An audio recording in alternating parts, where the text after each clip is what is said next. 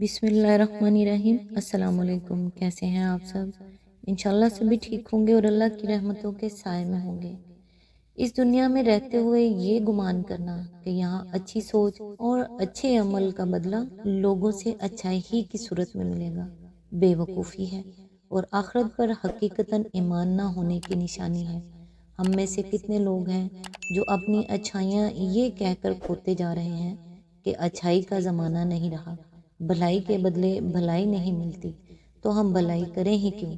अपनी कितनी अच्छाइयाँ हमने यूं खो दी हैं, लेकिन हम क्यों भूल जाते हैं कि भलाई बेशक हमने लोगों के साथ करनी है, लेकिन सिला देने का वादा अल्लाह ने कर रखा है और गारंटी के साथ हमें बताया है कि हमें 10 गुना से 7 गुना तक बढ़ा के सिला दिया जाएगा। तो हो सकता है कि इस दुनिया में हमें हमारी मर्जी का बदला नहीं मिले, लेकिन आखिरत पर यकीन और अल्लाह से सिला मिलने का यकीन हमें भलाई करने से रोकने नहीं देगा। उसी ने मौत और जिंदगी को पैदा किया ताकि तुम्हें आजमाए कि तुम में से कौन अच्छे अमाल करने वाला है, और वो बहुत ज़बरदस्त भी है और बहुत बख्शने वाला भी। आज इंशाल्लाह सूरह यूनुस की आयत नंबर 18 से स्टार्ट करेंगे। औज़ु बिल्लाहि मिनश शैतानिर रजीम, बिस्मिल्लाहिर्रहमानिर्रहीम। ये लोग अल्लाह के सिवा उनकी परस्तिश कर रहे हैं जो इनको ना नुकसान पहुंचा सकते हैं ना नफा, और कहते ये हैं कि ये अल्लाह के यहाँ हमारे सिफारिशी हैं। ए मोहम्मद सल्लल्लाहु अलैहि वसल्लम, इनसे कहो, क्या तुम अल्लाह को उस बात की खबर देते हो जिसे ना वो आसमानों में जानता है ना जमीन में, पाक है वो और बालातर है उस शिर्क से जो ये लोग करते हैं। इसकी तफसीर है, किसी चीज का अल्लाह के इल्म में ना होना ये मायने रखता है कि वो सिरे से मौजूद ही नहीं, इसलिए कि सब कुछ जो मौजूद है अल्लाह के इल्म में है। बस सिफारिशों के मादूम होने के लिए ये एक नहायत लतीफ़ अंदाज़ में है कि अल्लाह ताला तो जानता नहीं कि ज़मीन या आसमान में कोई इसके हजूर तुम्हारी सिफारिश करने वाला है, फिर ये तुम किन सिफारिशियों की इसको खबर दे रहे हो। आयत नंबर 19।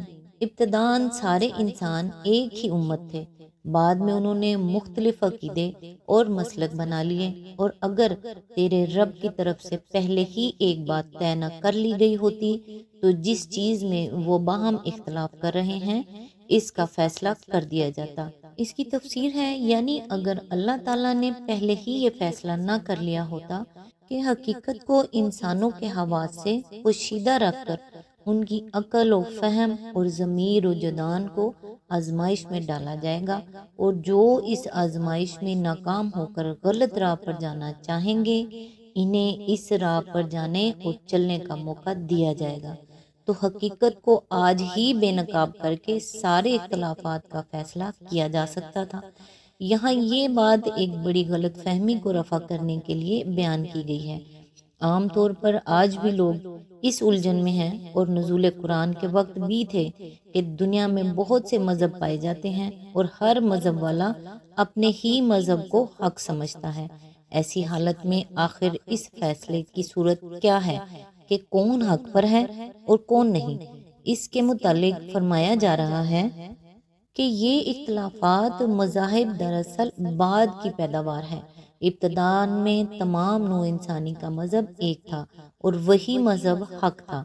फिर इस हक में इख्तलाफ करके लोग मुख्तलिफ अकीदे और मज़हब बनाते चले गए। अब अगर इस हंगामा मज़ाहिब का फैसला तुम्हारे नज़दीक अक्ल और शऊर के सही इस्तेमाल के बजाय सिर्फ इसी तरह हो सकता है कि खुदा खुद हक को बेनकाब करके सामने ले आए, तो ये मौजूदा दुनियावी जिंदगी में नहीं होगा।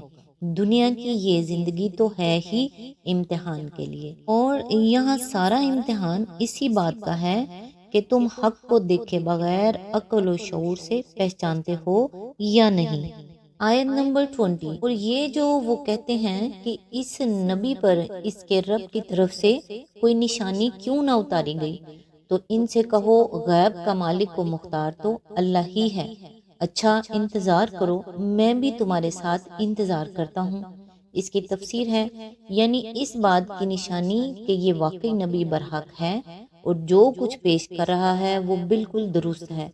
اس سلسلے میں یہ بات پیش نظر رہے کہ نشانی کے لیے ان کا یہ مطالبہ کچھ اس بنا پر نہیں تھا کہ وہ سچے دل سے دعوت حق کو قبول کرنے اور اس کے تقاضوں کے مطابق اپنے اخلاق کو، عادت کو، نظام معاشرت اور تمدن کو، غرض اپنی پوری زندگی کو ڈھال لینے کے لیے تیار تھے، اور بس اس وجہ سے ٹھہرے ہوئے تھے کہ نبی کی تائید میں کوئی نشانی ابھی انہوں نے ایسی نہیں دیکھی تھی جس سے انہیں اس کی نبوت کا یقین آ جائے۔ اصل بات یہ تھی کہ نشانی کا یہ مطالبہ محض ایمان نہ لانے کے لیے ایک بہانے کے طور پر پیش کیا جاتا تھا۔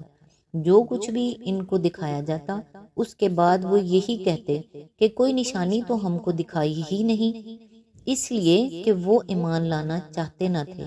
دنیاوی زندگی کے ظاہری پہلو کو اختیار کرنے میں یہ جو آزادی ان کو حاصل تھی کہ نفس کی خواہشات و رغبات کے مطابق جس طرح چاہیں کام کریں اور جس چیز میں لذت یا فائدہ محسوس کریں اس کے پیچھے لگ جائیں، اس کو چھوڑ کر وہ ایسی غیبی حقیقتوں کو، توحید و آخرت کو ماننے کے لیے تیار نہ تھے جنہیں مان لینے کے بعد ان کو اپنا سارا نظام حیات مستقل اخلاقی اصولوں کی بندش میں باندھنا پڑتا، یعنی جو کچھ اللہ نے اتارا ہے وہ تو میں نے پیش کر دیا، اور جو اس نے نہیں اتارا وہ میرے اور تمہارے لیے غیب ہے، جس پر سوائے خدا کے کسی کا اختیار نہیں۔ وہ چاہتے تو اتارے اور نہ چاہے تو نہ اتارے۔ اب اگر تمہارا ایمان لانا اسی پر موقوف ہے کہ جو کچھ خدا نے نہیں اتارا ہے وہ اترے تو اس کے انتظار میں بیٹھے رہو، میں بھی دیکھوں گا کہ تمہاری یہ ضد پوری کی جاتی ہے یا نہیں۔ آیت نمبر 21۔ لوگوں کا یہ حال ہے کہ مصیبت کے بعد جب انہیں رحمت کا مزہ چکھاتے ہیں تو فوراً ہی وہ ہماری نشانیوں کے معاملے میں چال بازیاں شروع کر دیتے ہیں۔ ان سے کہو اللہ اپنی چال میں تم سے زیادہ تیز ہے، اس کے فرشتے تمہاری سب مکاریوں کو قلم بند کر رہے ہیں۔ اس کی تفسیر ہے، یہ پھر اسی قحط کی طرف اشارہ ہے جس کا ذکر آیت 11 اور 12 میں گزر چکا ہے۔ مطلب یہ ہے کہ تم نشانی آخر کس منہ سے مانگتے ہو؟ ابھی جو قحط تم پر گزرا ہے اس میں تم اپنے ان معبودوں سے مایوس ہو گئے تھے جنہیں تم نے اللہ کے ہاں اپنا سفارشی ٹھہرا رکھا تھا، اور جن کے متعلق کہا کرتے تھے کہ فلاں آستانے کی نیاز تو تیرے بہدف ہے اور فلاں درگاہ پر چڑھاوا چڑھانے کی دیر ہے کہ مراد براتی ہے۔ تم نے دیکھ لیا کہ ان نام نہاد خداؤں کے ہاتھ میں کچھ نہیں ہے اور سارے اختیارات کا مالک صرف اللہ ہے۔ اسی وجہ سے تو آخر کار تم اللہ ہی سے دعائیں مانگنے لگتے تھے۔ کیا یہ کافی نشانی نہ تھی کہ تمہیں اس تعلیم کے برحق ہونے کا یقین آ جاتا جو محمد صلی اللہ علیہ وآلہ وسلم تم کو دے رہے ہیں؟ مگر اس نشانی کو دیکھ کر تم نے کیا کیا؟ جو ہی کہ قحط دور ہوا اور باران رحمت نے تمہاری مصیبت کا خاتمہ کر دیا، تم نے اس بلا کے آنے اور پھر اس کے دور ہونے کے متعلق ہزار قسم کی توجیہیں اور تعویلیں چال بازیاں کرنی شروع کر دیں تاکہ توحید کے ماننے سے بچ سکو اور اپنے شرک پر جمے رہ سکو۔ اب جن لوگوں نے اپنے ضمیر کو اس درجہ خراب کر لیا ہو انہیں آخر کون سی نشانی دکھائی جائے اور اس کے دکھانے سے کیا حاصل کیا ہے؟